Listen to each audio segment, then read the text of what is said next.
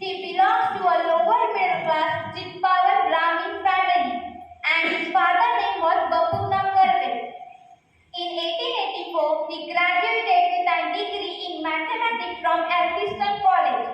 During 1891 to 1914, he taught mathematics at Ferguson College in Pune, Maharashtra. In 1929, he visited America, Europe and Japan. During this period, he met Albert Einstein. During this world tour, he also raised the funds for the university. Karve wrote two autobiographical works, Atmavritta 1928 in Marathi and Looking Back 1936 in English. He was honored with the awards of Bharat Ratna in the year of 1958 and Padma Vibhushan in the year of 1955. He was also called as Maharshi Dhondo Karve because in Indian context, Maharshi means a great sage. Motivation, he was writer, professor, activist and social worker. He was a social worker in India in the field of women's welfare. He advocated women's widow remarriage and he himself married a widow.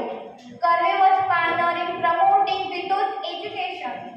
He founded first women university in India, the SNDT Women University in 1916. The government of India awarded him with the highest civilian award of Bharat Ratna in the year of 1958, the year of his 100th birthday. He organized a conference against the practice of Devdasi. He started Anand Balika Ashram and orphanage for girls. His intention was to give education to all the girls and make them stand on their own feet. Through his efforts, the first women university was set up in 20th century. Maharshi Dhondo Keshav Karve's stamp was on the Indian photograph was on the Indian stamp in the year of 1958. He died on 9th November 1962, age 104, in Pune, Maharashtra. With this, I would like to end my speech. Thank you.